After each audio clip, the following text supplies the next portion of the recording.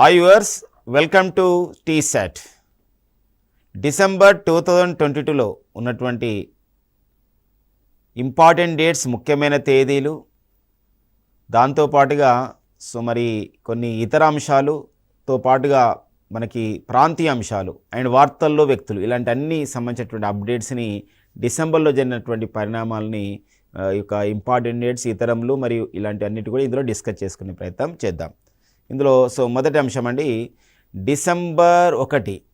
మరి December 1 importance ఏంటంటే world AIDS day, అంటే ప్రపంచ ఎయిడ్స్ డే, ప్రపంచ ఎయిడ్స్ దినోత్సవం జరుపుకుంటాం. మరి ప్రపంచ ఎయిడ్స్ దినోత్సవానికి ఇక్కడ rock the ribbon and equalise అనే ఒక సంబంధించినటువంటి, అంటే ఇక్కడ రాక్ ద రిబ్బన్ అనే ఒక సంబంధించినటువంటి ఒక స్లోగన్తో, ఈక్వలైజ్ అనే ఒక సంబంధించినటువంటి ఇతివృత్తంతో ఈ వరల్డ్ ఎయిడ్స్ డేని నిర్వహించుకోవడం అనేది జరిగిందనమాట. అంటే ఓకేనండి, అంటే ఎయిడ్స్ సంబంధించినటువంటి వ్యాప్తిని నిరోధించడం, ఒకవేళ ఎయిడ్స్ వివిధ కారణాల రీత్యా వచ్చిన వారికి సరైనటువంటి చికిత్సను అందించడం, ఒక అవగాహన చర్యలు చేపట్టడమే డిసెంబర్ 1 యొక్క ఇంపార్టెన్స్. అండ్ నెక్స్ట్ డిసెంబర్ 5 అంటే ఇంకొన్ని ఇంపార్టెన్స్ మాత్రం డిస్కస్ చేస్తున్నాం ఇందులో. డిసెంబర్ 5 వచ్చేసి మనకి ప్రపంచ నేలల దినోత్సవం, ఇంటర్నేషనల్ సాయిల్ డేగా మనం గుర్తుపెట్టుకోవాలి డిసెంబర్ 5ని. మరి ఈ థీమ్ వచ్చేసి, అంటే ఈ ఒక ఇతివృత్తాన్ని ఏమి ఇవ్వడం జరిగింది మరి డిసెంబర్ 5 ప్రపంచ నేలల దినోత్సవం సందర్భంగా అంటే, సాయిల్స్ వేర్ ఫుడ్ బిగన్స్, ఎక్కడైతే సాయిల్ నేలలు ఉంటాయో ఆ నేలల నుండే మనకి ఇక్కడ ఏంటంటే ఆహారం అనేది వస్తుంది. కాబట్టి నేలని కాపాడుకోవడం, నేలల సారవంతాన్ని కాపాడుకోవడం అనేది ఒక ప్రధానమైన ఉద్దేశం. అంటే సేంద్రియ వ్యవసాయానికి ఇంపార్టెన్స్ చేయడం అని చెప్పొచ్చు అనమాట. ఇక నెక్స్ట్ వచ్చేసి డిసెంబర్ 7 అంతర్జాతీయ పౌర విమానయాన దినోత్సవం జరుపుకుంటాం. దీని యొక్క ఇతివృత్తం వచ్చేసి advancing innovation for global aviation development. అంటే ఇక్కడ ప్రపంచవ్యాప్తంగా పౌర విమానయానం అనేది అభివృద్ధి అవుతుంది. ఈ నేపథ్యంలో ఆ రంగానికి ఇంపార్టెన్స్ ఇవ్వాలి, ఇందులో అడ్వాన్స్ ఇన్నోవేషన్ ఇవ్వాలి, అత్యంత మంచి ఆవిష్కరణలు జరగాలని చెప్పేసి దాని యొక్క ఉద్దేశం అన్నమాట. మన భారతదేశంలో కూడా ఇక్కడ ఉడాన్ RCS అనే కార్యక్రమం ద్వారా, ఉడే దేశ్ కా ఆమ్ నాగరిక్ రీజనల్ కనెక్టివిటీ స్కీమ్ ద్వారా ఎంతో ఇంపార్టెన్స్ అనేది మనకి పౌర విమానయాన రంగానికి మనం ఇస్తున్నామండి. ఇంకా నెక్స్ట్ వచ్చేసి డిసెంబర్ 10, ఇది చాలాసార్లు కూడా ఎగ్జామ్లో రావడం జరిగింది, ప్రపంచ మానవ హక్కుల దినోత్సవం. 1948 డిసెంబర్ 10న ఐక్యరాజ్యసమితి విశ్వ మానవ హక్కుల ప్రకటనని విడుదల చేయడం జరిగింది, universalisation of the human rights declaration. ఇక్కడ మరి లింగ వివక్షత ఉండకూడదు, వర్ణ వివక్షత ఉండకూడదు, ఇలాంటి సంబంధించినటువంటి కొన్ని వాటిని ఒక మానవ హక్కుల విషయాన్ని కాపాడుకోవాలి, మానవ హక్కుల విషయంలో ప్రజలకు అవగాహన కల్పించాలనేదే దీని యొక్క ప్రధానమైన ఉద్దేశం అన్నమాట. అప్పుడే మనకి 1948 డిసెంబర్ 10న ఈ యొక్క విశ్వమానవ హక్కుల ప్రకటనని ఐక్యరాజ్యసమితి చేయడం జరిగింది. అందుకే ప్రతి సంవత్సరం కూడా డిసెంబర్ 10ని మనం ప్రపంచ మానవ హక్కుల దినోత్సవంగా, వరల్డ్ హ్యూమన్ రైట్స్ డేగా జరుపుకుంటున్నాం. అయితే మరి ఈసారి ఇతివృత్తం ఏంటి? మరి ప్రపంచ మానవ హక్కుల దినోత్సవం డిసెంబర్ 10, 2022 ఇతివృత్తం ఏదంటే dignity, freedom and justice for all. ఒక డిగ్నిటీ, ఫ్రీడమ్ పొందడంలో ఒక డిగ్నిటీ ఉండాలి, ఒక హుందాతనమైనటువంటి ఒక ఫ్రీడమ్ ఉండాలి, స్వేచ్ఛ ఉండాలి. అంతేకాకుండా జస్టిస్ ఫర్ ఆల్, అందరికి కూడా జస్టిస్, న్యాయం అనేది ఉండాలి. దీని యొక్క ప్రధానమైన ఉద్దేశం అండి. ఓకేనా, నెక్స్ట్ చూద్దాం. డిసెంబర్ 11 ప్రపంచ పర్వతాల దినోత్సవం. పర్వతాల కాపాడడంతో పాటు అవి ఎంతో పర్వతాల సంబంధించిన ఒక భౌగోళిక అంశాన్ని మనం గుర్తించాలి అనే ప్రధానమైన ఉద్దేశంతో ప్రపంచ పర్వతాల దినోత్సవం జరుపుకుంటూ దీని యొక్క ఇతివృత్తం ఏంటంటే ఉమెన్ మూవ్ మౌంటైన్స్ అనే ఒక ఇతివృత్తాన్ని ఇవ్వడం జరిగింది. అంటే పర్వతారోహణ లాంటి విషయాలను ఎంకరేజ్ చేయడం. డిసెంబర్ 14 ప్రపంచ ఇంధన సంరక్షణ దినోత్సవంగా నిర్వహించుకోవడం జరుగుతుంది. అంటే ఈ యొక్క ఫసిల్ ఫ్యూయల్స్ని మనం తక్కువ వాడడం అనేది ఒక ప్రధానమైన ఉద్దేశం అన్నమాట. డిసెంబర్ 22 ఒక జాతీయ గణిత దినోత్సవం, నేషనల్ మ్యాథమెటిక్స్ డే. మరి నేషనల్ మ్యాథమెటిక్స్ డే డిసెంబర్ 22న నిర్వహించుకోవడానికి గల కారణం ఏంటంటే మరి శ్రీనివాస రామానుజన్ గారి జయంతి. మరి 1729 లాంటి మ్యాజిక్ నెంబర్ని కనిపెట్టడంతో పాటుగా మరి గణిత రంగానికి, గణిత శాస్త్రంలో విశేషమైన పరిశోధన చేసినటువంటి భారతీయ గణిత శాస్త్రవేత్త శ్రీనివాసన్ రామానుజన్ గారి యొక్క జయంతిని మనం జాతీయ గణిత దినోత్సవంగా డిసెంబర్ 22 నిర్వహించుకుంటాం అన్నమాట. డిసెంబర్ 23 మాజీ ప్రధాని చౌదరి చరణ్ సింగ్ జయంతి. అంతేకాకుండా మన భారతదేశ 5వ ప్రధానిగా పనిచేసిన వారే చరణ్ సింగ్. వారు రైతు బాంధవుడుగా, రైతుకు ఎంతో సహాయం చేసిన వ్యక్తిగా కూడా సమాజం గుర్తించింది వారిని. అందుకోసమే మరి భారత ప్రభుత్వం డిసెంబర్ 23 చౌదరి చరణ్ సింగ్ గారి జయంతి, మాజీ భారత ప్రధాని చౌదరి చరణ్ సింగ్ గారి జయంతిని జాతీయ రైతుల దినోత్సవంగా మనం జరుపుకుంటున్నాం అన్నమాట. ఇక అదొక ఇంపార్టెంట్. డిసెంబర్ 24 సో మరి జాతీయ వినియోగదారుల దినోత్సవం అంటే కన్స్యూమర్స్కు ఉన్నటువంటి రైట్స్ని అవగాహన కల్పించడం, వినియోగదారుడు ఒక సంబంధించిన సంక్షేమానికి దృష్టిలో పెట్టుకొని ఈ యొక్క ప్రతి సంవత్సరం కూడా డిసెంబర్ 24ని జాతీయ మనకి వినియోగదారుల దినోత్సవంగా జరుపుకుంటాం. డిసెంబర్ 25 అండి. సో మరి 3 సార్లు మన భారత ప్రధానిగా పనిచేసిన వారు సో మరి వారే అటల్ బిహారీ వాజ్పేయి గారు.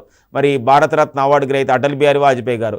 మరి అటల్ బిహారీ వాజ్పేయి గారి యొక్క జయంతి ఉందో డిసెంబర్ 25. సో మరి మనం ఎలా నిర్వహించుకోవడం జరుగుతుంది అంటే national good governance day, Rashtriya Sushasan Divas లేదా జాతీయ సుపరిపాలన దినోత్సవంగా మనం నిర్వహించుకోవడం జరుగుతుంది. డిసెంబర్ 27 ఇటీవల కాలంలో ఐక్యరాజ్యసమితి సాధారణ సభ డిసెంబర్ 27 ఎలా నిర్వహించుకోవడం జరిగిందంటే సో ప్రపంచ మహమ్మారి లేదా అంటువ్యాధుల సన్నద్ధ దినోత్సవం నిర్వహించుకోవడం జరిగింది. International day of the pandemic preparedness అని చెప్పి అంటాం. ఎందుకోసం డిసెంబర్ 27 అంటే 2019 డిసెంబర్ చివరి వారంలోనే రష్యాలోని హుబీ ప్రావిన్స్లో ఉన్నటువంటి వుహాన్ నగరంలో కరోనా వ్యాధి అనేది, కరోనా డిసీజ్ అనేది, కరోనా ఒక వైరస్ అనేది తొలిసారిగా నిర్ధారణ చేయబడింది. మరి దాని తర్వాత సన్నద్ధత మనం ఎలా చేశాము, ఇలాంటి విషయాలు భవిష్యత్తులో కూడా ఇలాంటి ఒక సంబంధించిన మహమ్మారులు వచ్చినప్పుడు, అంటువ్యాధులు వచ్చినప్పుడు ఎలా మనం ప్రిపేర్డ్గా ఉండాలి అని చెప్పడమే ఈ యొక్క మనకు ఐక్యరాజ్యసమితి సూచించినటువంటి జరుపుకునే దినోత్సవమే డిసెంబర్ 27 ప్రపంచ మహమ్మారి అంటువ్యాధుల సన్నద్ధ దినోత్సవం. ఇక నెక్స్ట్ వచ్చేసి మరికొన్ని మన ఇతరముల సంబంధించిన విషయాలు మనం డిస్కస్ చేసినప్పుడు ఇక్కడ ఇటీవల కాలంలో భారతదేశం భూటాన్ దేశంలో నిర్మించినటువంటి సొంత డబ్బుతో నిర్మించినటువంటి భూటాన్లో నిర్మించిన ఒక ప్రాజెక్ట్ ఉంది. అది ఒక జల విద్యుత్ ప్రాజెక్టు, అది మగ్దెంచు హైడ్రో పవర్ ప్రాజెక్టు. మరి 720 మెగావాట్ల జల విద్యుత్ ప్రాజెక్టు భూటాన్లో మరి భారత సహాయంతో ఇండియన్ అసిస్టెంట్తో దీన్ని నిర్మించడం జరిగింది. అయితే భూటాన్లో ఈ నిర్మించినటువంటి మగ్దెంచు హైడ్రో పవర్ ప్రాజెక్ట్ని మనము భూటాన్ వాళ్ళకి ఇక్కడ అప్పచెప్పడం అనేది జరిగిందనమాట. ఆ నేపథ్యం చూసుకోవాలి. ఇటీవల కాలంలో భారత్ తన సొంత ఖర్చులతో లేదా సొంత సంబంధించినటువంటి భారత సహాయంతో భూటాన్లో నిర్మించినటువంటి జల విద్యుత్ ప్రాజెక్టు ఏదంటే మగ్దెంచు హైడ్రో పవర్ ప్రాజెక్ట్ అనమాట. ఇది ఎన్ని మెగావాట్ల జల విద్యుత్ ప్రాజెక్ట్? 720 మెగావాట్ల జల విద్యుత్ ప్రాజెక్ట్. గతంలో ఇది మనకు భారతదేశ సహాయంతో భూటాన్లో నిర్మించబడ్డ 4వ జల విద్యుత్ ప్రాజెక్టుగా దీన్ని చెప్పొచ్చు అనమాట. గతంలో కొలాంజు అనే జల విద్యుత్ ప్రాజెక్టును కూడా భారత్ నిర్మించింది భూటాన్లో. అమృత్ భారత్ స్టేషన్ అంటామండి.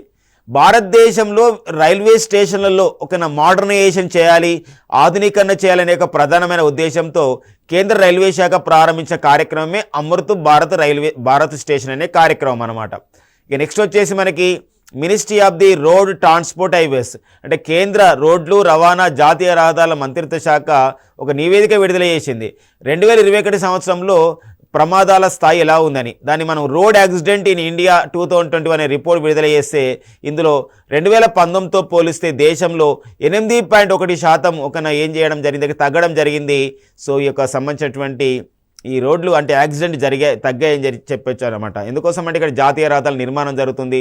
ఆ నేపథ్యంలోనే మనకి 2019లో మొత్తానికైతే రోడ్ల యాక్సిడెంట్లు తగ్గాయి. అంటే 2019తో పోలిస్తే 2021లో రోడ్డు ప్రమాదాలు 8.1% తగ్గాయన్నమాట. ఇలాంటి డేటా పైన కూడా ఎగ్జామ్లో మనకు అడుగుతాడనమాట. ఓకేనా, నెక్స్ట్ చూద్దామండి. పీలే మరి ప్రపంచ దిగ్గజ ఫుట్బాల్ క్రీడాకారుడుగా ఉన్నాడు. ఇక బ్రెజిల్ దేశంలో అయితే ఒక ఫుట్బాల్ దేవుడిగా అతను పిలుస్తారు పీలేని.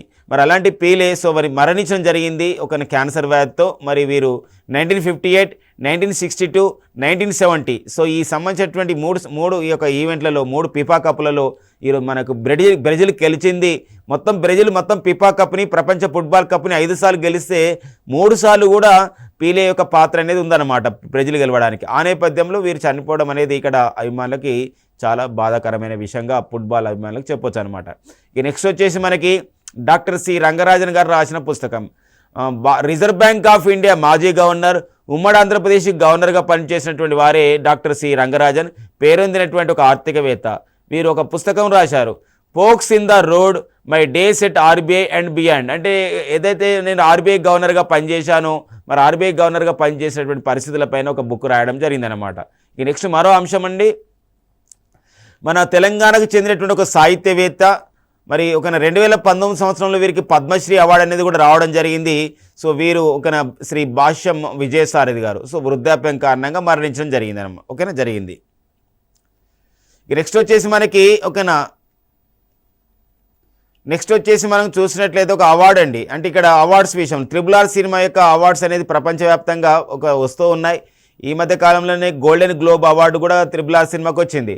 అయితే ఇప్పుడు అమెరికాలోని Philadelphia film critics circle annual అవార్డ్స్లలో మరి RRR సినిమా మరి 3 అవార్డుని సొంతం చేసుకుంది.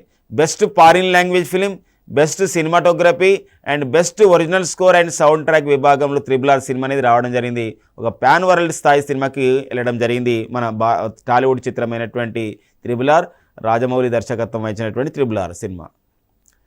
ఐఎన్ఎస్ ఆర్నాలా ఏంటంటే ఐఎన్ఎస్ ఆర్నాల్ అంటే ఇది ఒక షిప్ అండి. ఇది ఎలాంటి షిప్ అంటే ఇది anti submarine warfare shallow water craft అంటాం. ఎస్డబ్ల్యూసి ప్రాజెక్ట్ కింద దీన్ని నిర్మించడం జరిగింది. ఐఎన్ఎస్ ఆర్నాలలో ఆర్నాల అంటే అర్థం ఏంటంటే ఇది ఒక ముంబైకి సమీపాన ఉన్నటువంటి అరేబియా సముద్రంలో ఉన్నటువంటి ఒక దీవి పేరు ఆర్నాల. అంటే ఇది ఏంటంటే జలంతర్గామిని కూడా విధ్వంసం చేసే ఒక నౌకగా దీన్ని చెప్పొచ్చు అనమాట. ఇది మన భారత నావిక జలాల్లో ప్రవేశం చేయడం జరిగింది. ఇది మనకు నావిక దళం మరింత పటిష్టం కావడానికి కారణమైనటువంటి ఒక షిప్గా దీన్ని చెప్పొచ్చు అనమాట. ఇక నెక్స్ట్ వచ్చేసి మనకి విజయ్ హజారే ట్రోఫీ మనకు న్యూస్లో ఉంది.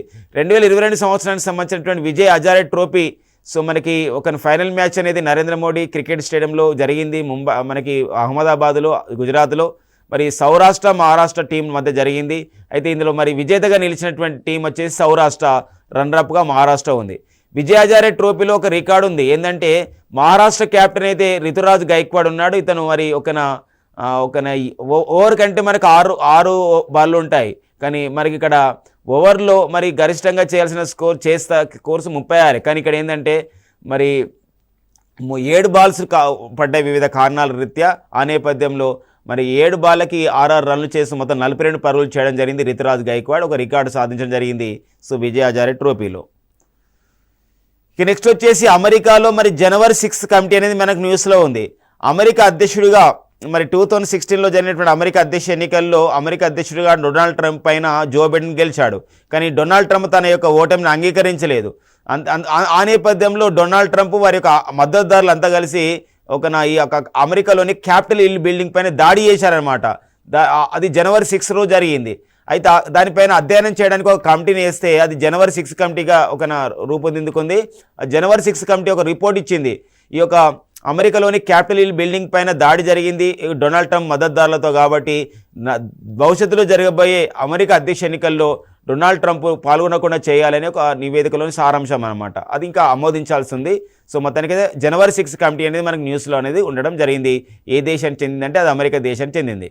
ఇటీవల కాలంలో మనకి గుజరాత్ రాష్ట్రంలో మరి ఒడిశా రాష్ట్రంలో దేశంలో మరి మరొక కరోనా వైరస్ వేరియంట్ ప్రవేశించినట్టు మనకు న్యూస్ కేంద్ర ఆరోగ్య కుటుంబ సంక్షేమ శాఖ ప్రకటించింది అనమాట. అంటే అది ఒమిక్రాన్లోని సబ్ వేరియంట్. కరోనాలో ఒమిక్రాన్ అనేది ఒక వేరియంట్ అయితే అందులో ఇంకో సబ్ వేరియంట్ వచ్చేసి BF7 వేరియంట్ అనమాట. అది చైనా నుండి రావడం జరిగిందని చెప్పేసి మనకు న్యూస్లో వచ్చిందనమాట. ఇక నెక్స్ట్ వచ్చేసి మరి డిజిటల్ ఇండియా అవార్డ్ 2022లో మరి ఇక్కడ గవర్నమెంట్ డోర్ స్టెప్ అనేది అంటే ప్రభుత్వ సర్వీసులని ఇంటి దగ్గరే అందించాలి అనే ఒక ప్రధానమైన ఉద్దేశంతో పశ్చిమ బెంగాల్ రాష్ట్ర ప్రభుత్వం ప్రారంభించినటువంటి ద్వారే సర్కార్ అనే కార్యక్రమానికి డిజిటల్ ఇండియా అవార్డు వచ్చింది. అంటే ఒక్కొక్క రాష్ట్రంలో ఒక డిజిటల్ ఇండియా అవార్డు ఇస్తారు. మనకు కూడా రావడం జరిగింది. మనం కూడా ఆల్రెడీ డిస్కస్ చేశాం. ఇక్కడైతే ద్వారే సర్కార్ అనే కార్యక్రమానికి డిజిటల్ ఇండియా అవార్డు వచ్చింది. ఏ రాష్ట్రంలో ఇది అమలు చేస్తున్నారు అన్నప్పుడు అది పశ్చిమ బెంగాల్ రాష్ట్రంలో అమలు చేస్తున్నారు. ఇక మరికొన్ని ప్రాంతీయ అంశాలు మనం డిస్కస్ చేద్దామండి. మరి 10వ విడత రైతు బంధు డిసెంబర్ 28, 2022న మరి తెలంగాణ రాష్ట్ర ప్రభుత్వ సంబంధించిన ప్రతిష్టాత్మకమైన కార్యక్రమం వ్యవసాయ పెట్టుబడి సహాయ పథకంగా పిలువబడుతున్న పథకం agriculture investment support స్కీమ్గా పిలువబడుతున్నటువంటి Rythu Bandhu 10వ విడత కార్యక్రమానికి శ్రీకారం చుట్టింది తెలంగాణ రాష్ట్ర ప్రభుత్వం. ఏ రోజు అంటే అది డిసెంబర్ 28న 2022 ప్రారంభించబడి ఇది దశల వారీగా అంటే ఎకరాల వారీగా ఈ రైతులకు సంబంధించినటువంటి అకౌంట్లలో ఆ విధంగా డిపాజిట్ అవుతున్నాయి డబ్బులు. అయితే ఈసారి 10వ విడత రైతు బంధు కార్యక్రమం ఇంకా ఉద్దేశం చెప్పడానికన్నా ముందు మనకి ఈ రైతు విడత చెప్పడానికన్నా ముందు ఇక్కడ రైతు బంధు కన్నా ముందు అసలు మన రాష్ట్రంలో రైతు బంధు కార్యక్రమం అనేది ఎప్పుడు ప్రారంభించబడింది అన్నప్పుడు అది 2018 మే 10న సో మనకి ఇక్కడ కరీంనగర్లోని ఇందిరానగర్ శాలపల్లిలో సో గౌరవ ముఖ్యమంత్రి అయినటువంటి శ్రీ కల్వకుంట్ల చంద్రశేఖరరావు గారు దీన్ని ప్రారంభించడం జరిగింది. ఇది ప్రపంచంలో మరి ఒక గొప్ప కార్యక్రమం కూడా FAO లాంటి సంస్థలు దీన్ని ప్రకటించడం జరిగిందనమాట. ఈ నేపథ్యంలో రైతు బంధును పోలినటువంటి ఎన్నో కేంద్ర రాష్ట్రాల కార్యక్రమాలు కూడా రాష్ట్రాలు కూడా దీన్ని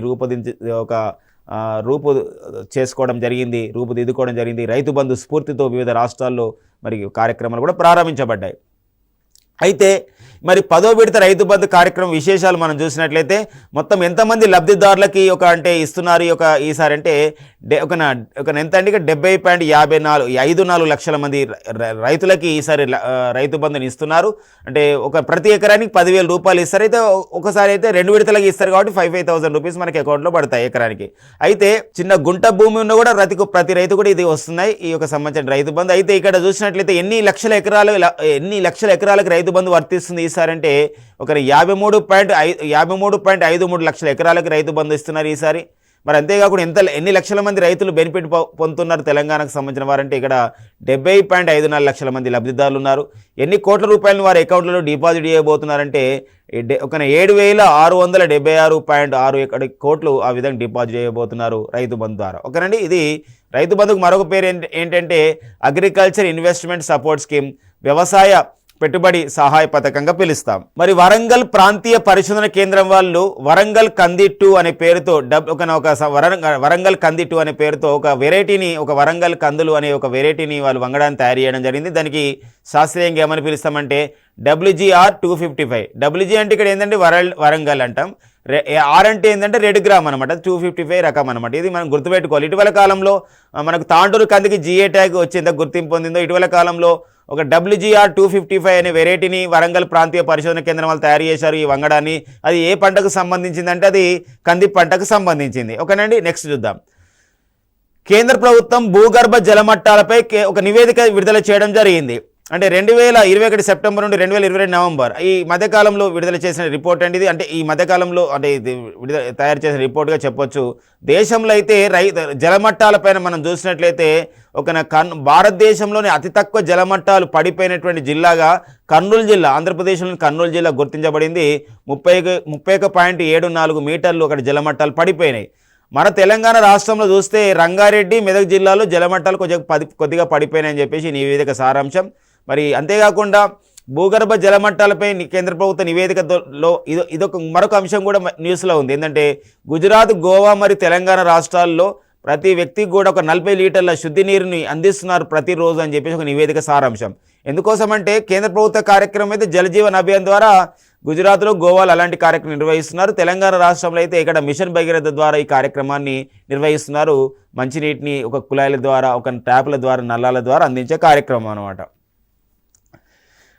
ఒక తెలంగాణ రాష్ట్ర సమితి పేరును BRSగా మార్చడంతో పాటు మరి BRS యొక్క కార్యాలయాన్ని ప్రారంభించడం జరిగింది ఢిల్లీలో.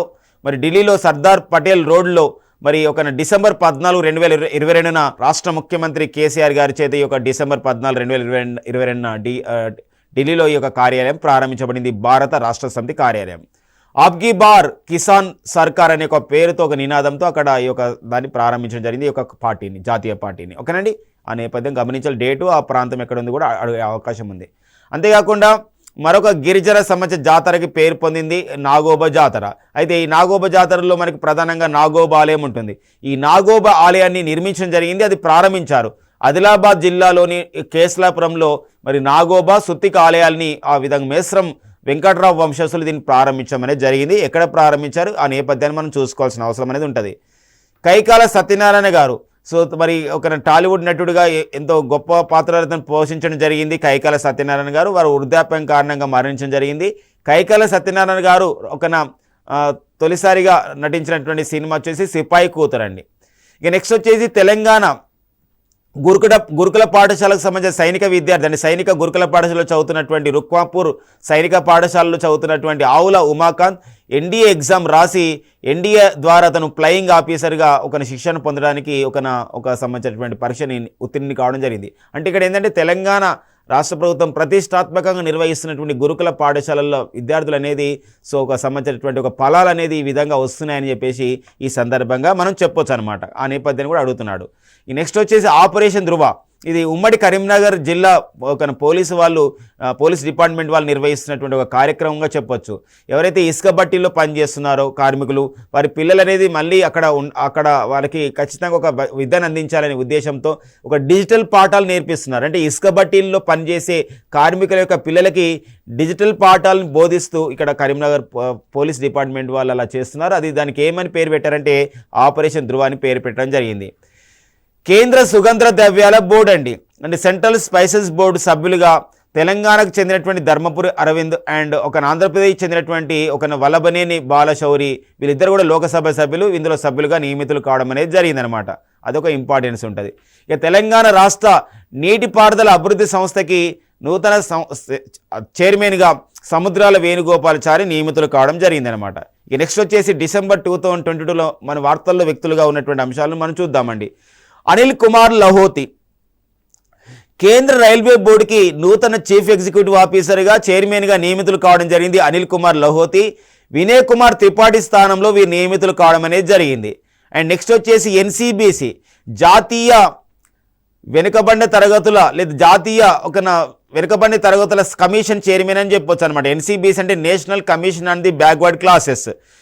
ఫ్రెండ్స్ మనందరూ కూడా తెలుసు 102వ రాజ్యాంగ సవరణ చట్టం ద్వారా మరి జాతీయ బీసీ కమిషన్కి రాజ్యాంగ హోదా అనేది రావడం జరిగింది. ఈ నేపథ్యంలో ఎన్సిబిసికి రాజ్యాంగ హోదా వచ్చిన తర్వాత చైర్మన్గా పనిచేసిన వారైతే భగవాన్ లాల్ సాహ్ని అయితే మరి భగవాన్ లాల్ సాహ్ని స్థానంలో జాతీయ బీసీ కమిషన్కి నూతన చైర్మన్గా నియమితులైన వారు హన్సురాజ్ గంగారాం అహిర్ అండి. ఆ నేపథ్యం గమనించాలి. మరి భారత రాజ్యాంగంలోని 338 క్లాస్ బి ఆర్టికల్ ప్రకారం మరి జాతీయ వైద్య కమిషన్ అనేది నియమించబడుతుంది అనమాట. ఓకేనండి. నెక్స్ట్ వచ్చేసి అమెరికాలో భారత రాయబారిగా మరో పర్యాయం అంటే మరో 1 year పాటు ఎక్స్టెండ్ చేయడం జరిగింది వారే తరణ్జిత్ సింగ్ సంధు. కాబట్టి అమెరికాలో భారత రాయబారిగా ఎవరు పనిచేస్తున్నారు అన్నప్పుడు తరణ్జిత్ సింగ్ సంధు అనేవారు ఇంపార్టెన్స్గా చూసుకోవాలి ఒక పర్సన్స్ ఇన్ ద న్యూస్లో.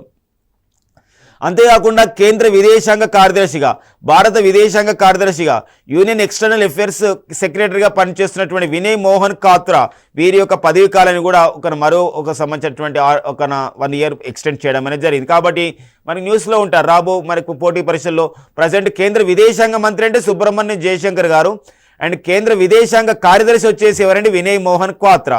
అలాంటి నేపథ్యం. ఇక నెక్స్ట్ వచ్చేసి మనకి బాంబేలో ఉన్నటువంటి స్టాక్ ఎక్స్చేంజ్ దాన్ని BSE అంటాం.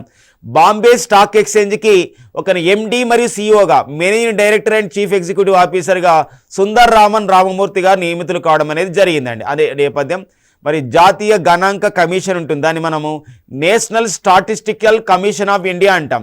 మరి నేషనల్ స్టాటిస్టికల్ కమిషన్ ఆఫ్ ఇండియాకి నూతన చైర్మన్గా ఎవరు నియమితులు కావడం జరిగిందంటే ప్రొఫెసర్ రాజీవ్ లక్ష్మణ్ కరిందికర్ అండి. ప్రొఫెసర్ రాజీవ్ లక్ష్మణ్ కరిందికర్ నియమితులు కావడం అనేది జరిగింది. ఇక నెక్స్ట్ కర్ణాటకకు చెందిన వారు యక్షగానం సంబంధించినటువంటి యక్షగానం సంబంధించినటువంటి ఒక హెరిటేజ్లో వారసత్వంలో యక్షగానం సంబంధించినటువంటి వాటిలో పేరొందినటువంటి ఒక వ్యక్తి వారే కుంబ్లే సుందర్రావు గారు. వీరు యక్షగానంలో తెంకుతిట్లు అనే విభాగంలో ఇదొక నృత్యం అండి. యక్షగానం అనేది ఒక నృత్యంతో ఉన్నటువంటి ఒక పాటలు పాడడం ఇవన్నీ కూడా జరుగుతాయి.